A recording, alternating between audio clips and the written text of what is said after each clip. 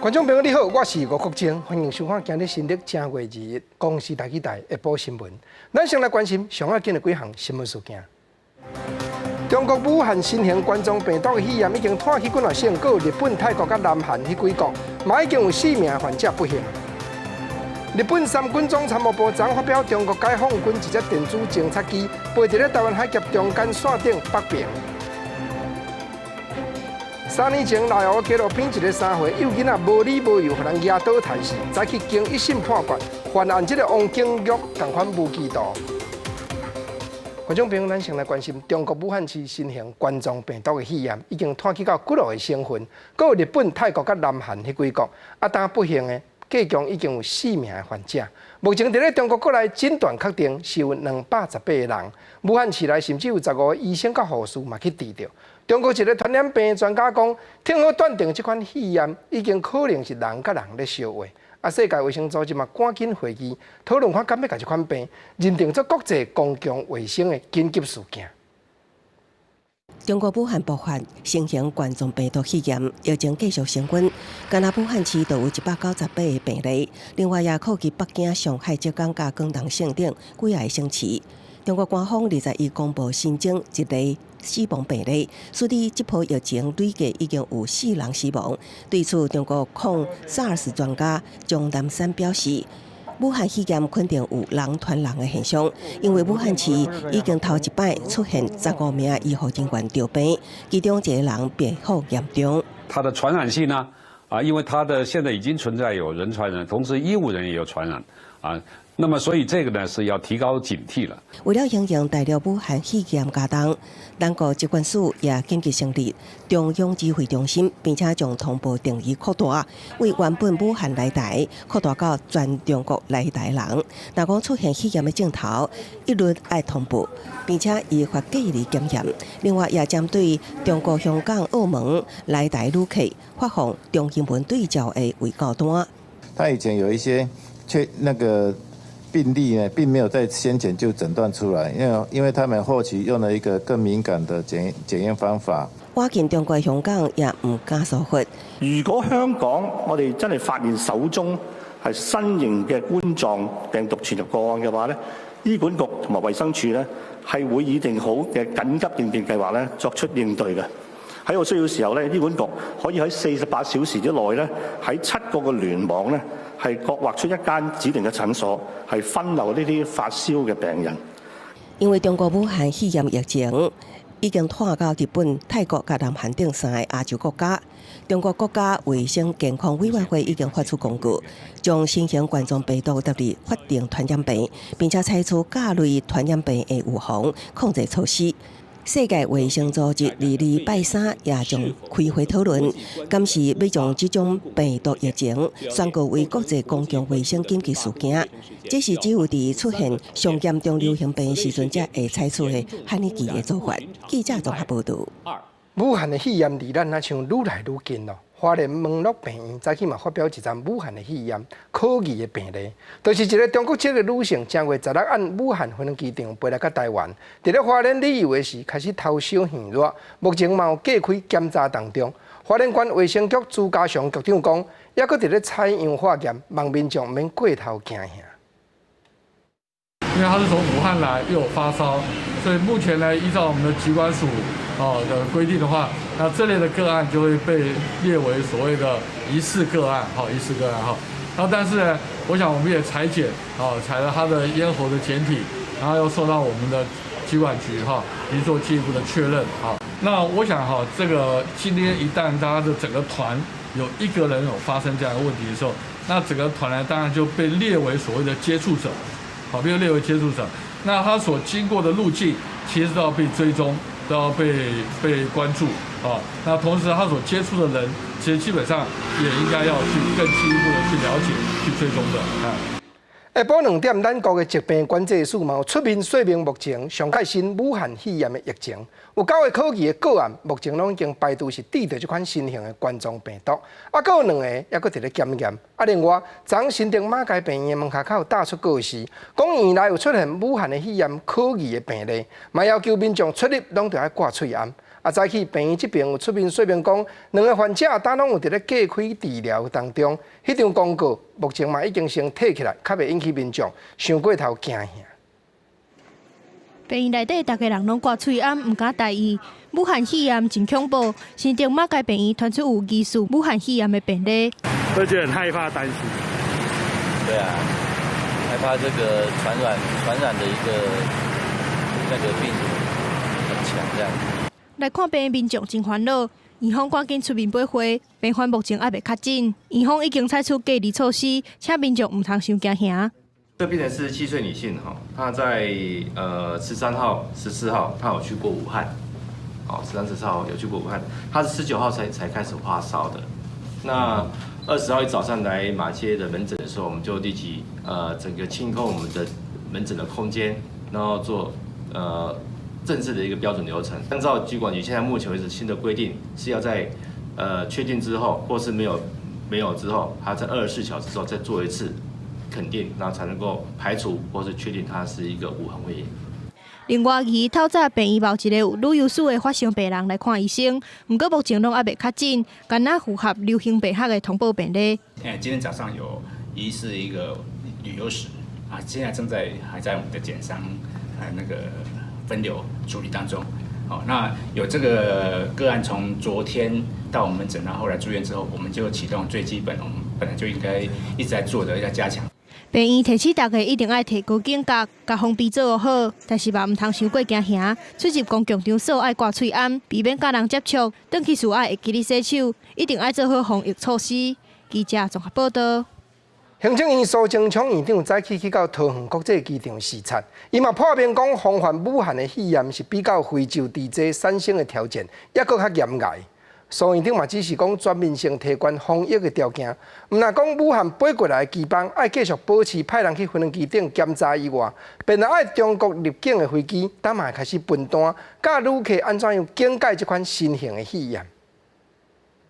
行政院长苏贞昌早起视察春节进前的事运状况，慰劳相关人员的辛苦。苏贞昌表示，春节有真侪人来去，一年多以来，台湾成功阻挡非洲地区的边境，毋过即马伫咧防范武汉肺炎，比非洲地区是搁较困难。呼吁大家一定要主动配合边境的体检，若是有呼吸道的症头，一定要主动通报。武汉肺炎有向外扩散趋势，日本、韩国、泰国都已经有确诊境外移入的病例，所以我们为了国人健康，严格把关，所以已经做好相关因应准备，并且严格执行各种防疫必要措施。行政院宣示启动各项相关措施，有关防疫战机。除了武汉直航班机继续登机检疫，由中国入境的所有班机卖发未到单。网络讲疫情可能会扩散，在起对中国登来台湾的民众已经家己挂喙暗。当地有在做卫教或是一些宣告。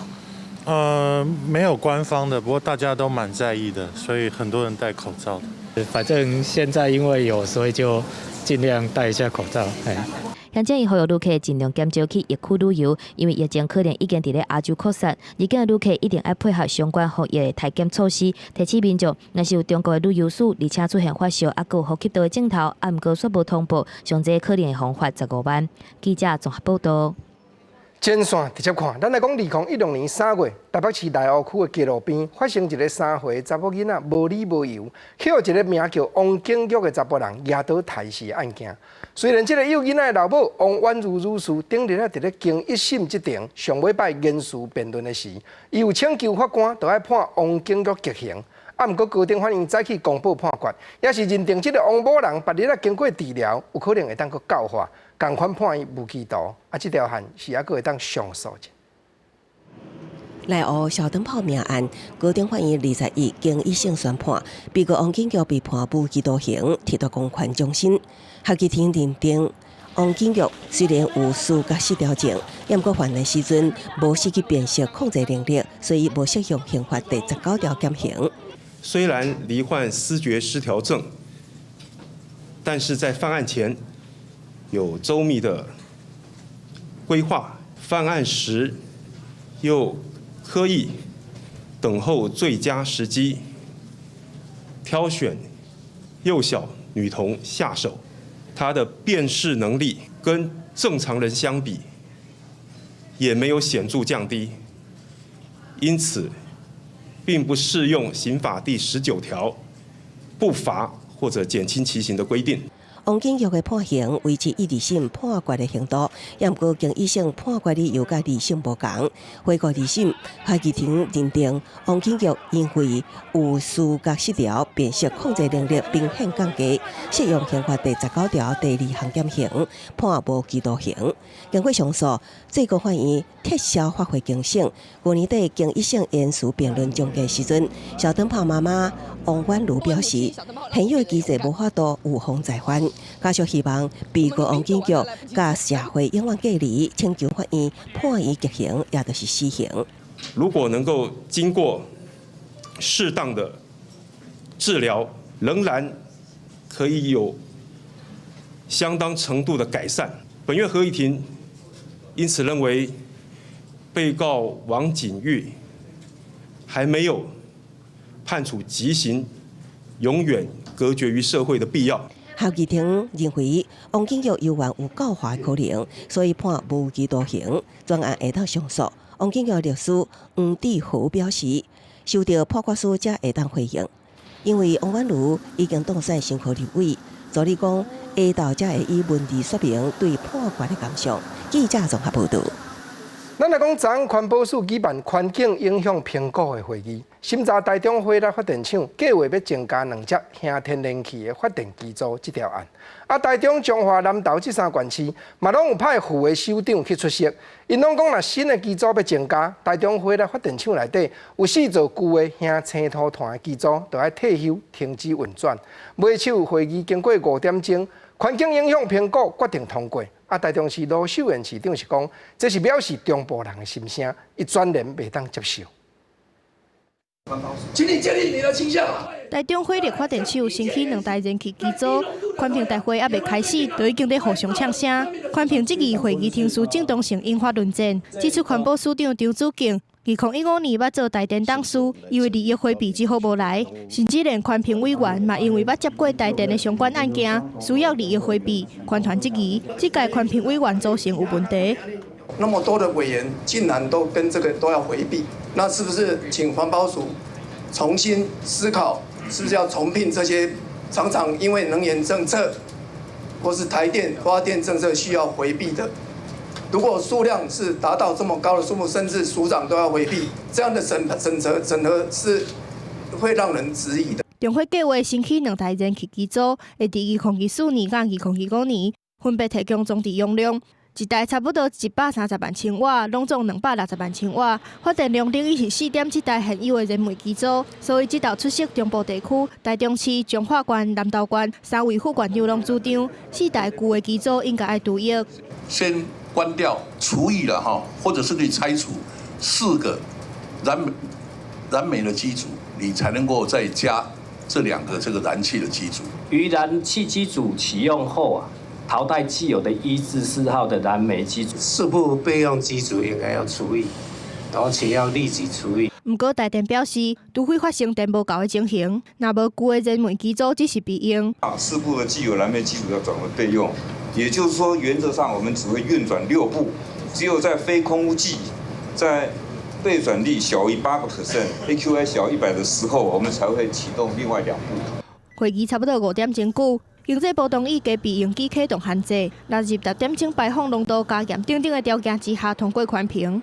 知影中火环评过关了后，台中市长罗秀燕表示完全袂当接受，无顾中部人的心声。台中市政府表达真生气甲强烈抗议。记者综合报道。来讲，咱的隔壁厝边日本陆海空自卫队的联合总参谋部昨发表讲，中国解放军一只电子侦察机直接伫咧台湾海峡中间线的上北边，用四视角的飞法伫空中拍箍，讲起来是真怪奇。国防部是表示讲，台湾海峡四边的情势，咱拢有掌握伫咧。军事专家分析讲，迄只侦察机无定是伫咧收集情报，毋过中国解放军另外伫网络刊出推演要安怎样进犯南台湾一寡相片，那这条可能就有影是咧甲咱警告了。日本的统合幕僚干部网站20发布消息，讲中国解放军一台导1号数电子侦察机挖掘咱海峡中线的上北平，而且是以坐四角的方式伫咧飞，飞的行列正可疑。国军对于台海周边情势以及基建的动态，均能运用联合勤监侦的作为，严密的掌握，目前状况都正常，请国人放心。它其实有点蛮靠，有些航路是蛮靠近它在日本那几个岛。那个岛上最近有强化一些军事设施，他可能就去做一些例行性的一些信号情报收集的工作。其实中国军机飞到咱海峡中线上北平，唔是第一遍。伫去年7月23，中国联合演习的时阵，有2台解放军的轰六机就把挖掘这个区域。不过实际上，都154式电侦机并无进入咱防空识别区内面，离台湾北部也有一段距离。不过，伫大选过了后，才第9天，中国的社群媒体微博顶头就刊出解放军南部定岛作战群指挥所的相片，伫涂骹有采台湾南部的3D 模型地形图，并且用兵棋推演的方式进攻南台湾。为什么在这个时间点去放这些照片？当然有他的用意嘛。基本上就是说，反正选举结果出来了嘛，那他就放一些照片，类似有点表明自己的态度，顺便警告一下。提醒一下，就是说我还是在的，不要去搞反分裂法那些东西。军事专家讲，伫咧过去所留下相片，对单位的名称、演习的名称，或者是地图资讯，拢会砍掉的。不过这边的相片拢无，所以人看做是官方挑工要放出一寡政治信息。记者综合报道。来讲，蔡英文总统早起去到嘉义空军第4联队。因为顶日失事的乌鹰直升机，就是第4联队咧介管的。不幸牺牲的官兵内底嘛有3个，就是嘉义基地内底国军兄弟。蔡总统嘛特别讲，伊会和国军徛斗阵，做大家后靠。伊嘛有参观改装好势 F-12V 战斗机。佮讲空军的战斗力一直伫咧加强，国民嘛着爱共心肝，团结来支持咱的国防。最热烈的掌声，欢迎总统莅临会场。伫春节进前，总统蔡英文到嘉义的空军第4联队慰问官兵，因为进前失事的乌鹰直升机3位殉职的官兵，拢隶属嘉义基地。蔡总统讲，就是特别来替国军兄弟加油，也要延续前参谋总长沈玉明的意志。我到我们空军第4联队，最重要的目的就是要来替大家加油打气，告诉大家，无论发生什么事情，我一定会跟我们的国军弟兄姐妹站在一起，做各位的后盾。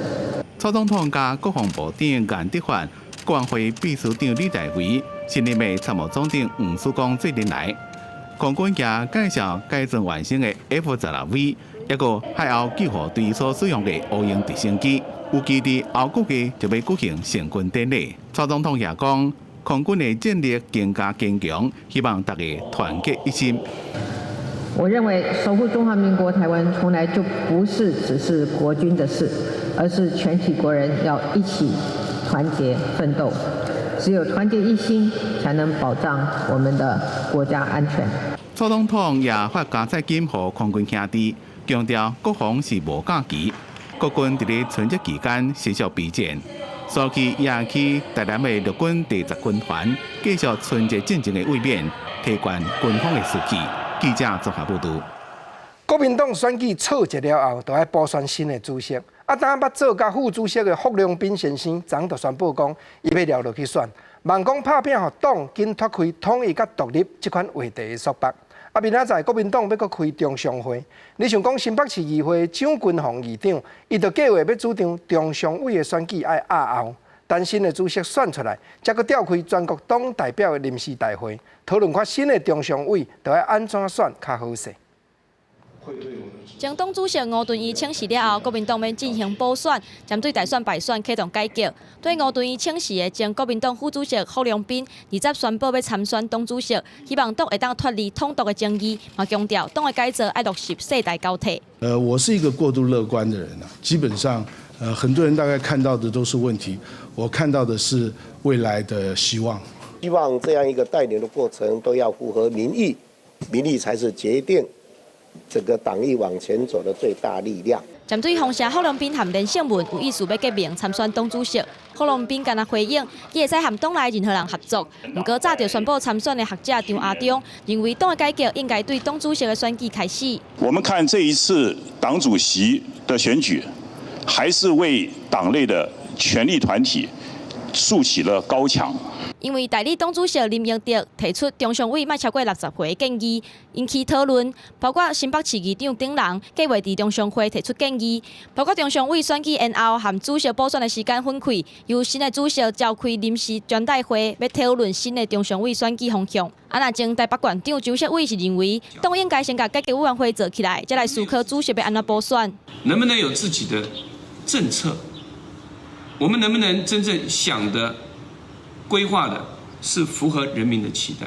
互人认为是党主席人选之一的前新北市长朱立伦，是透过面册表达政治是一种职业，强调台湾的政治会使实现人民的需求，同款无公平，敢要参加补选。目前已经宣布参选主席的人，包括郝龙斌、张亚中，还有南天行动联盟的主席武志忠。记者综合报道。咱来讲台北市柯文哲市长参观访问欧洲一逝，明仔载就会倒转来到国内。柯市长嘛，家己评讲，台湾的国际外交定定伫咧吃亏，这回有通甲切克这国的首都布拉格结交出姊妹市，算是有抢赢一度。人问起讲，国民党的代理主席咧话超过60回，拢得退出中常会。柯市长是讲年会请一边，有创新的想法才是要紧。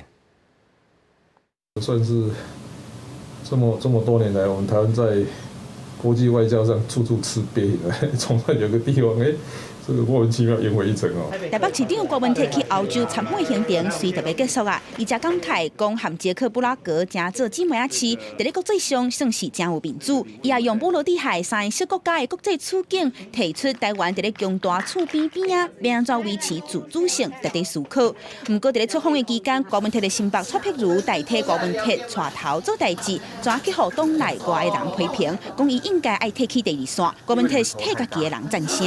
蔡碧如现在又没有兼总召，也没有兼副总召，也没有兼党团主任，那也没有什么第一线、第二线的问题。民众党随特别入去国会，未来要安怎面对哪力两大党也受到关心。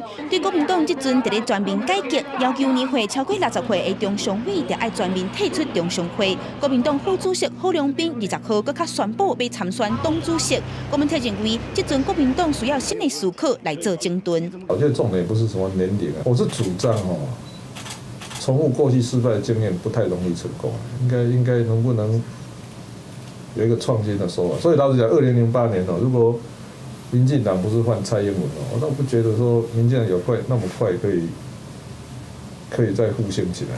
对台湾民意基金会的调查显示，民进党的党主席若是由蔡英文来做，恐惊会互民进党的声势变歹。柯文哲表示，蔡英文的第2任期仍还未开始做，这阵这话是讲了伤过早。难道不接党主席就不会掉？这是第一点。第二点，人家都还没做，就在唱衰人家，这才很奇怪。柯文哲表示，台湾一直拢是一个充满惊世的国家，搁将这届总统大选选出的韩国瑜，也有顺利连任的总统蔡英文做伙比拼，认为民调有时悬有时低，现阶段就是认真把眼前的代志做好。记者阿明金玉水综合报道。国际上要紧，咱先来讲中美洲这边，一直拢有真侪人要撩过和墨西哥界界的溪水，大成入去这国，才阁借路经过，目标就是要去偷走入去美国讨炭。正月27天，就几千人同款要撩过墨西哥这段路途。不过美国的川普总统早就甲墨西哥的政府施压力，警方嘛摕挡片，甲这些人拢挡落来，因嘛唔愿甲警察牵石头，硬要冲过边界，双方发生严重的冲突。几落百位中美洲移民，其中大多数是洪都拉斯人，陆续出现伫瓜地马拉甲墨西哥边境的苏奇亚提溪河边走，因全力撩水，有的抱囡仔，有的甲行李举悬悬，哪走哪滑，希望过河了后，就当进入墨西哥，离美国更较近一步。但是真正阻力这个时阵才开始，墨西哥国家卫队摕盾牌甲人炸落来，有的人起袂过，规气捡石头牵卫队。部分报道指出，卫队慢慢发射催泪加速。No, solo que me da miedo y yo no me quiero regresar para mi país porque allá no hay trabajo, allá no hay nada, allá aguantamos hambre con mi hija. 大约有2000移民伫采取行动进前，就带领伫瓜地马拉边境城市的昆乌曼，下境袂当成功。但是有8位移民代表得到许可入去墨西哥甲官员对谈，而且转交登程背后美国总统欧布拉多。批的内容是希望会当互这寡移民入境墨西哥，大家拢愿意守法。美国政府已经提供1100位移民工作机会，但是申请无互接受，寻求庇护无结果的移民会面临遣返，当然就更较无可能会当去美國。Pues todos estamos de acuerdo que si el gobierno los quiere regularizar de 20 en 20, de 30 o de 50 o 100, pues no lo vamos a aceptar porque totalmente el empleo que nos están ofreciendo es totalmente falso cuando hay。瓜地马拉表示，这个月15以来，上少有4000人对洪都拉斯入境，希望要借着这条路对墨西哥入去美国。美国去年和美国总统川普施压，协助减少对墨西哥边境入去美国的非法移民，若无就要加扣关税。美国因为美方的压力，敢若会当加强边境管理。记者综合报道。来讲，中国华为科技的财务长孟晚舟，伫咧2018年年尾，经过加拿大转飞机的时阵，去互警方抓起来。昨昏加拿大法院嘛举办引渡听证会，因为美国要求因着要甲孟晚舟送去美国审判。这边的听证会会连续开5天，主要就是要辩论讲美国指控孟晚舟犯罪内容，伫咧加拿大是毋是嘛同款违法？若是这样条件有成立者，加拿大就会同意引渡了。经过几天的听证会，中国华为科技财务长孟晚舟行出来法庭，表情看起来真轻松。加拿大当地时间20举办第1场引渡听证会，伊出庭的是各个镜头阿夏子。春节快到了，给你拜年。Thank you, thank you。孟晚舟去予美国指控违反禁令，协助伊朗回避国际制裁，涉嫌诈欺汇丰银行。2018年12月份，伫咧加拿大机场去互抓到，和中国强烈不满，引起美国、中国、加拿大3国政治扯拼。美国去年1月份向加拿大提出引渡要求，而且用23项罪名起诉孟晚舟，不过伊否认指控，而且伫咧20日引渡听证会进前，华为嘛发表声明，表示讲无方便评论案件，不过相信司法会审予孟晚舟清白。We trust in Canada's judicial system, which will prove Ms. Meng's innocence. Huawei stands with Ms. Meng in her pursuit of justice and freedom. 中国各一届强调讲，要求加拿大纠正错误，遂甲孟晚舟放出来。这完全是一起严重的政治事件。我们再次敦促加方要认真对待中方的严正立场和关切，以切实的举措纠正错误，及早释放孟晚舟女士，让她平安回到中国。20日听证会上好的重点放伫咧商店犯罪，也就是讲美国对孟晚舟的指控，伫咧加拿大敢是嘛构成犯罪行为。根据加拿大法规，嫌疑人必须要符合商店犯罪要素，才会当引渡。加拿大检方认为，孟晚舟欺骗汇丰银行，和汇丰替华为机械子公司提供金融服务，违反美国制裁伊朗的禁令，已经构成诈欺。孟晚舟的律师是宣布，加拿大无对伊朗实际制裁，伊的行为伫咧加拿大无构成犯罪。引渡听证会20开始，会一直到20结束。外界预计，法院这礼拜未做出裁决，可能要几啊个月了，才会当决定敢是要引渡。记者综合报道。含观众朋友倒转来关心台湾各地头的新闻。高雄有一名国中生，顶日啊含同学咧拍野球的时，去球牵到身躯，结果伊冻4天才去看医生，险险啊就因为腹内出血失去性命。医师嘛发觉讲，这个少年家的鼻去球结一个就破去了。赶紧替伊注规清死的血，才加载救回来。少棒选手伫球场上投保全力奋战，要争取比赛胜利。不过，棒球比赛难免会发生被球讲到身躯的意外。高雄一名14岁国中生，就因为被球拍到胸坎，所忍痛无去看医生，一直到4天后送医，才发现鼻中已经破气，差一点无命。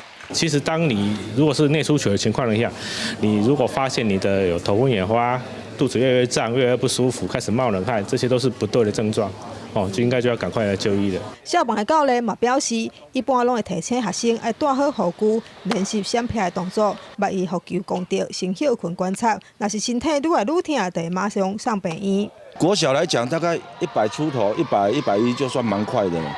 对，那小朋友他们的骨骼还没成长完成，那肌力、肌肉比较没有的情况，打到痣确实会比较严重一点。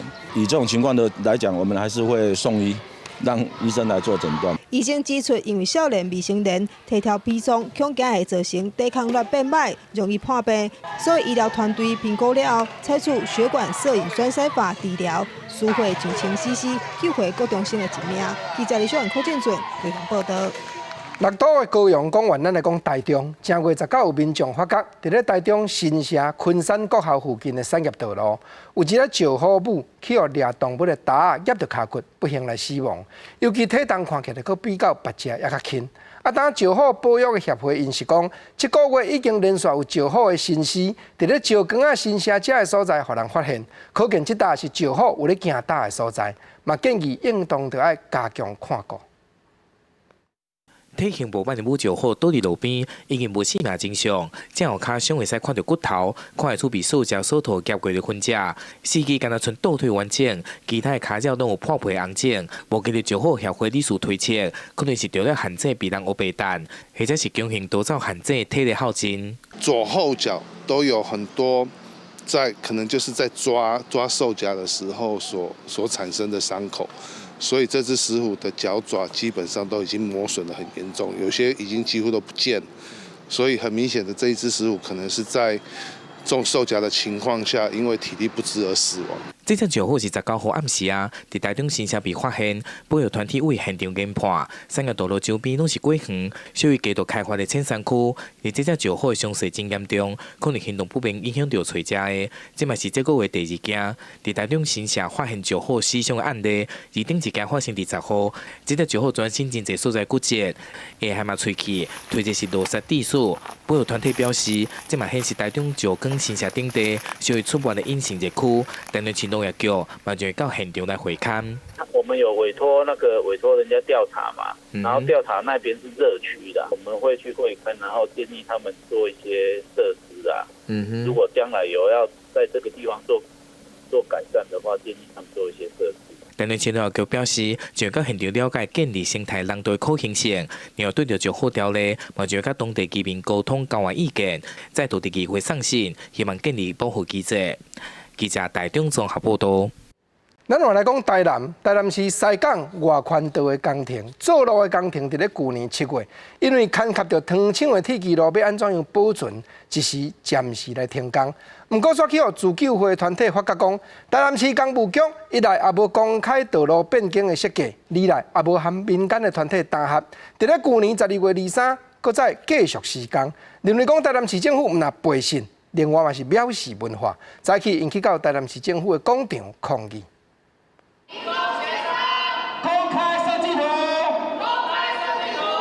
湾西港外环道不当开辟自救会成员来台南市政府头前的广场进前，就是要保卫当地长超700公尺的大塘铁路遗址。去年7月份，西港外环道因为文书争议来停工，不过因为伫咧12月23号讲，和自救会成员不满，认为主管单位台南市公务局无公开道路变更设计，而且嘛无甲民间团体来说明，就来动工，所以自救会要求讲爱随停工。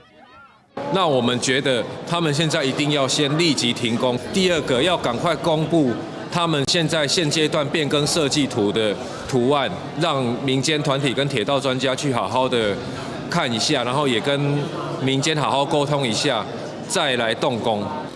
对这个代志，台南市工务局嘛出面接伫证书，而且强调讲停工的期间，就邀请文资局的专家来会勘，而且伫去年8月份就先共识了，才开始画设计图，所以才会伫12月份继续来动工。工务局未来兼顾文化啊，有道路开辟的状况之下来开发。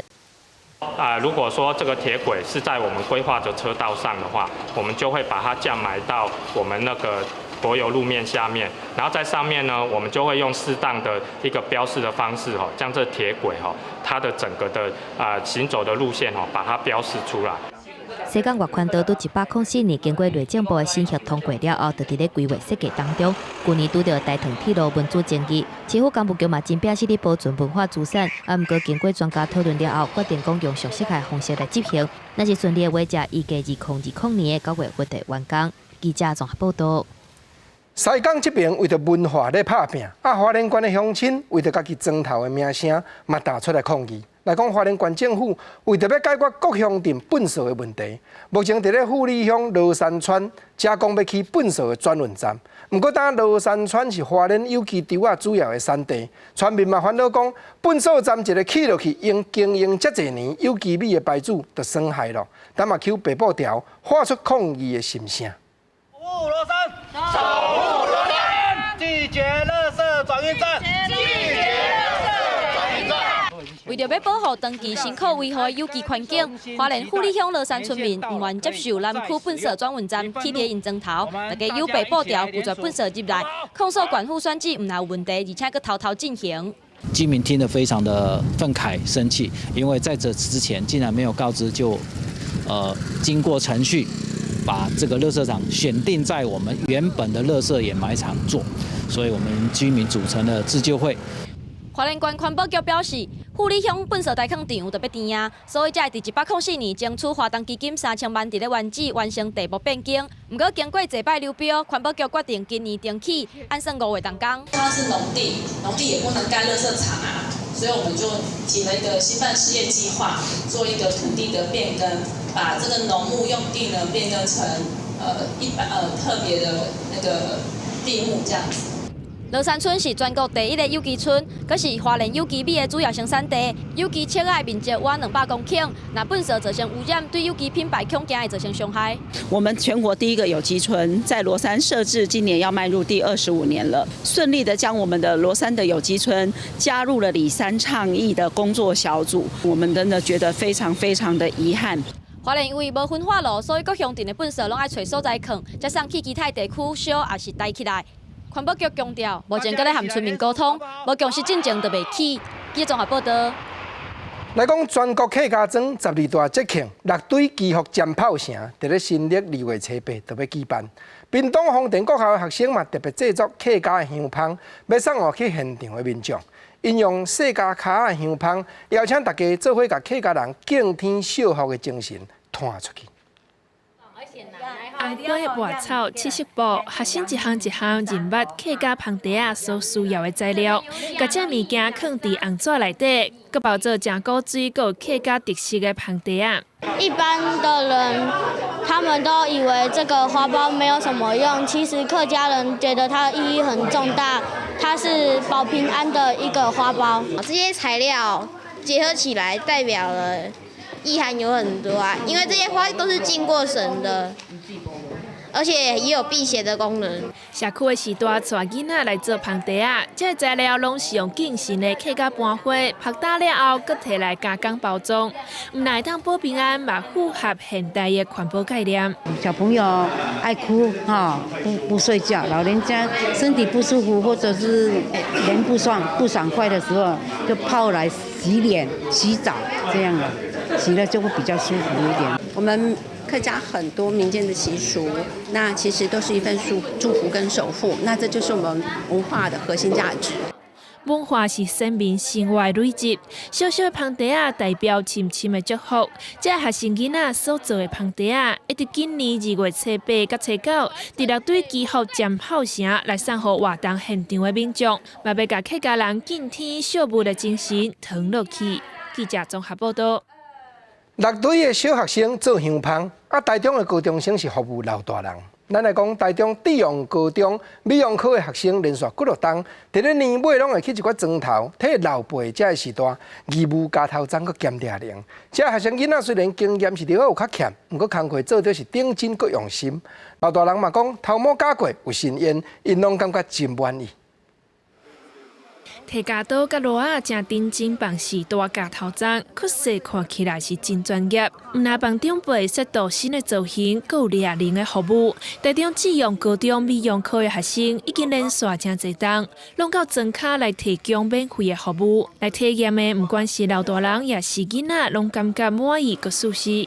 热情咯，加头毛咯，真好啊！足欢喜的，安尼力道都有够，功夫嘛有够。 真的最舒服哎，感觉不错，很好，剪得很漂亮，对，功夫也很好。为少时代趁过年前来整理头毛，学生嘛当甲学校所学的功夫实际展出来，因拢感觉真有成就感。因为平常上课是都在剪假人头那种的，就是难得会有现场操作，所以今天的这个机会就是非常荣幸。一般的上课可能就是在课堂上坐着的，听着老师的讲解的。 好，那一步一步的，那可能在这边的活动就可以借着他们所学的经验，那然后能够直接跟社会社区来结合。学校老师表示，伫社区服务，唔但互学生有表现的舞台，嘛互因会当学着要安怎甲人来往应对，这拢是学校内底学袂着的代志，嘛是未来要成做设计师重要的经验。记者综合报道。台湾话艺术水阁好，国情解说两句话，互你做参考。解说，解文说理。实在讲，剃头，讲剃头，说剃头，万般技艺。第一要紧就是要认真，装塔理发学问是真深。毋则有一句俗语话，真正咧讲人啦，头毛剃了就精彩。讲一日剃头，3日缘投。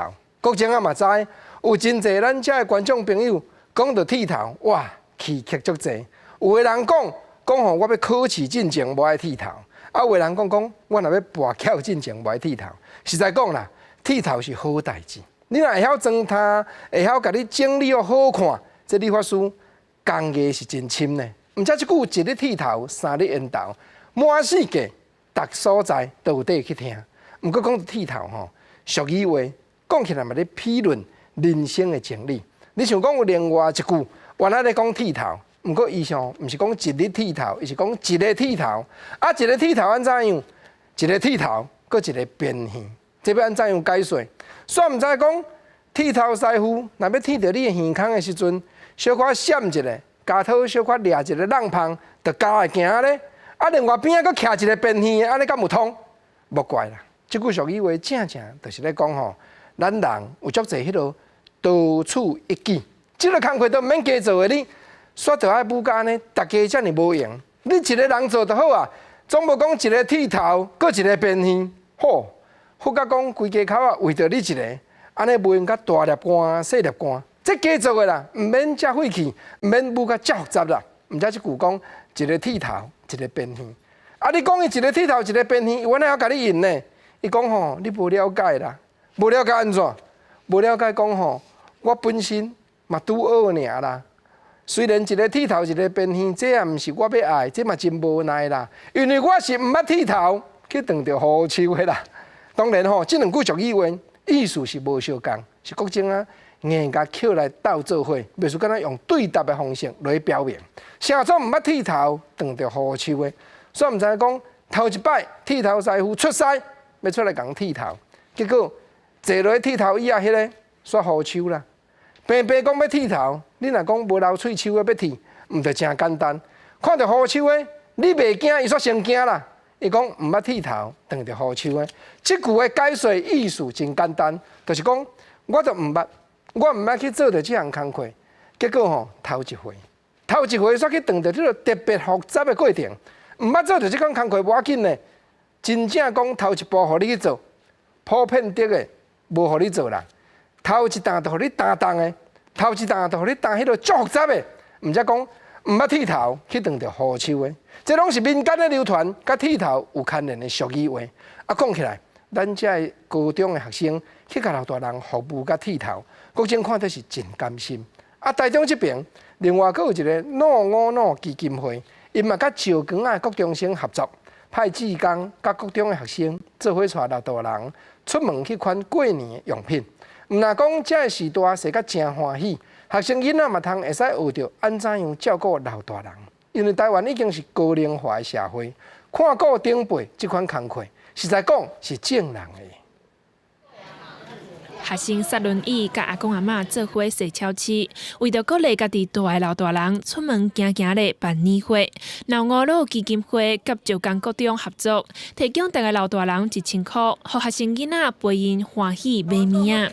志刚嘛详细对照单啊，帮因一项一项款起来。老对阮真好，我嘛捌去啊，石冈啊买一摆了，即马搁再来还买，真好。那其实呢，有一些长辈啊，他们已经有好几年都没有出门了，所以呢，他们知道说这次可以来爱买啊，他们都非常的高兴。可能前几天就开始准备说，他们可能需要的物资的清单啊。基金会表示，家己一个人带的长辈，大部分行动拢无方便，所以限制出门。这回有遐尼侪人斗3工，都免请厝边来斗款。对学生来讲，因嘛当学着要安怎照顾老大人的经验。能够配合这样的一个活动，近距离的观察到需要照顾的老人家，其实是需要很多的同理心、耐心跟爱心的，这也是实际上的体验，可以让我们的小朋友成长很多。很开心，可以陪这些独居老人。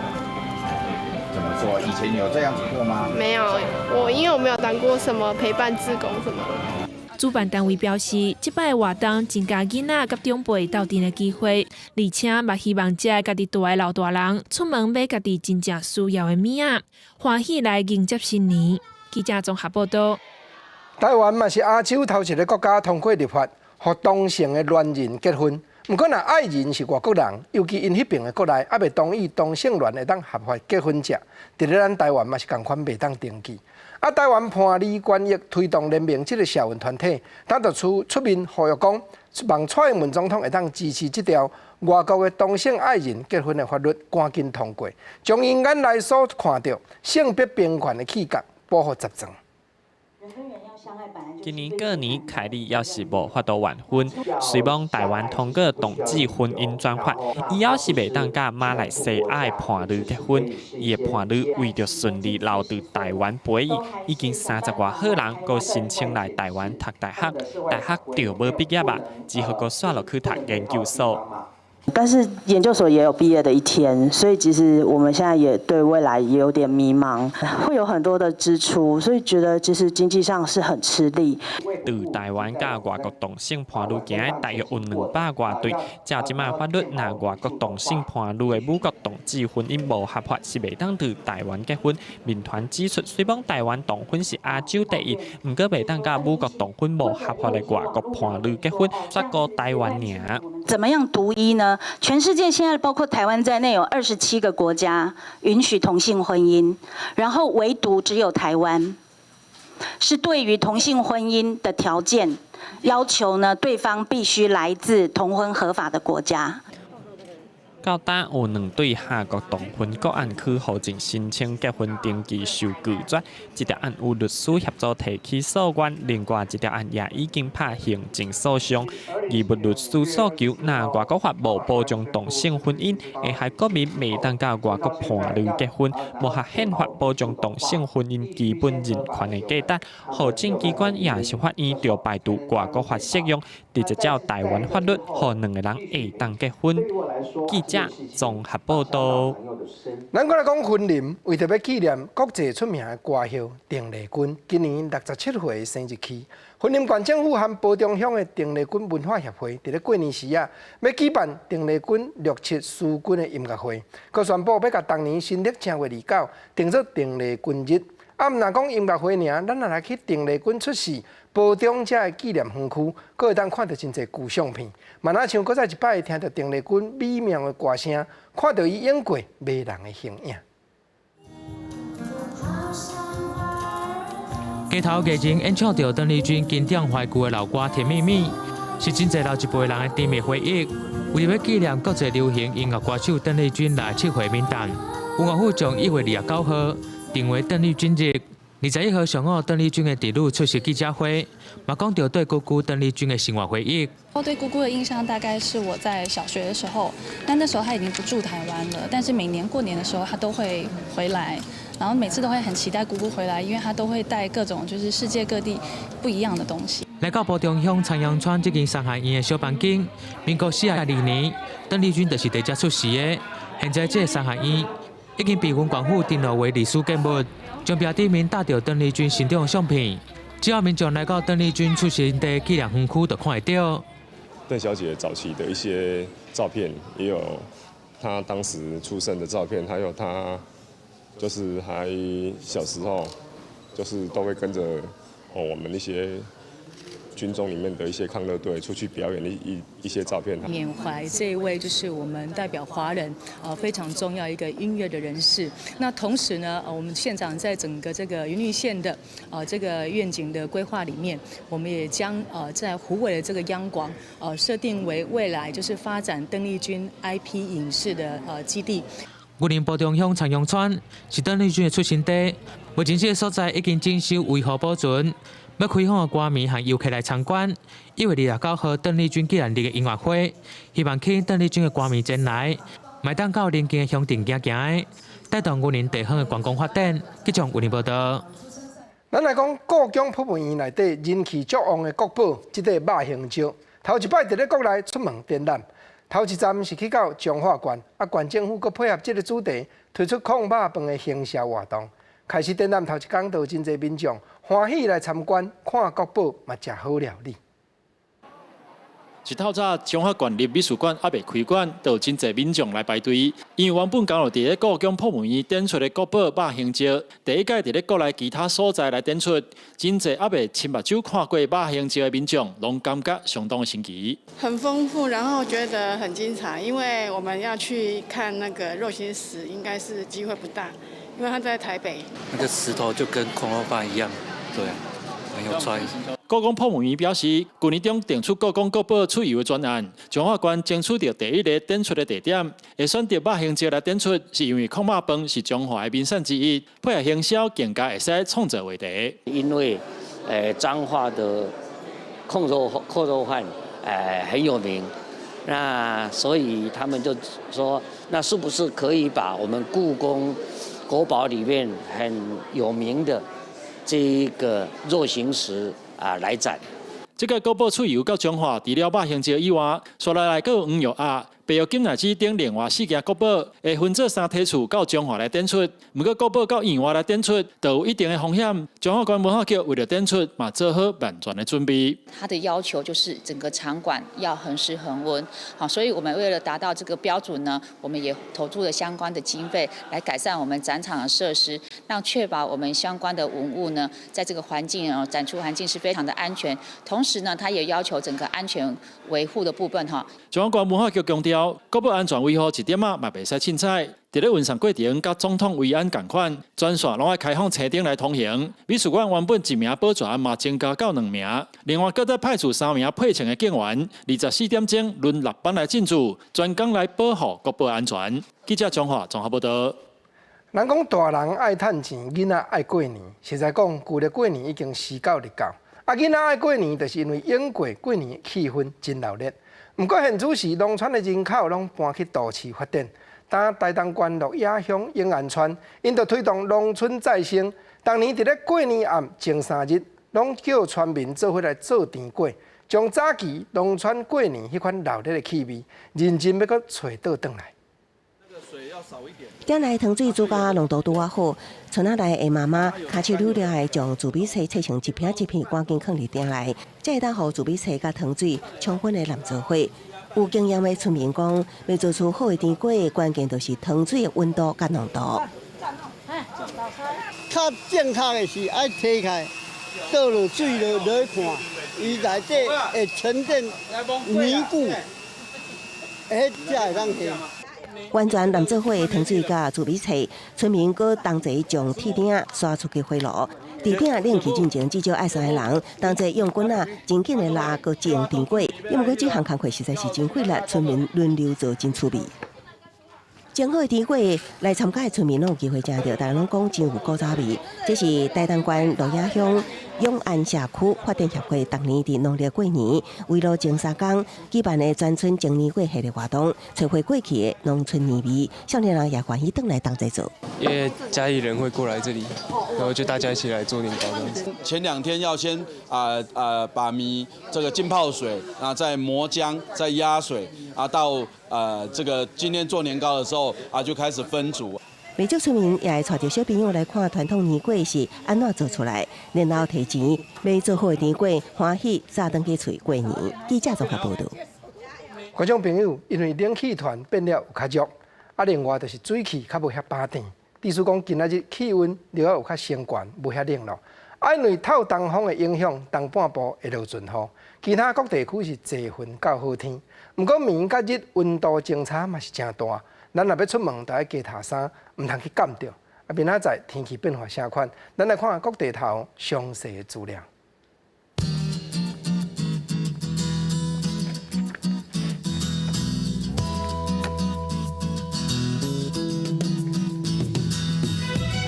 北部18度到24度，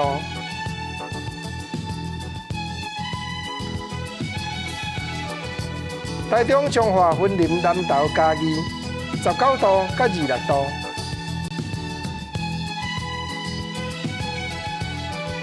台南、高雄、屏东20度到28度。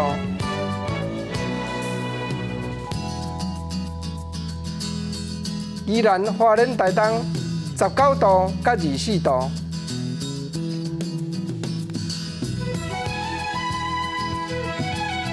金马、澎湖13度到21度。大事讲国情，小事讲生活。观前看台湾，顾后看海外。感谢你收看今日公视台语台下晡新闻。明仔载同这个时间，咱再会，多谢你。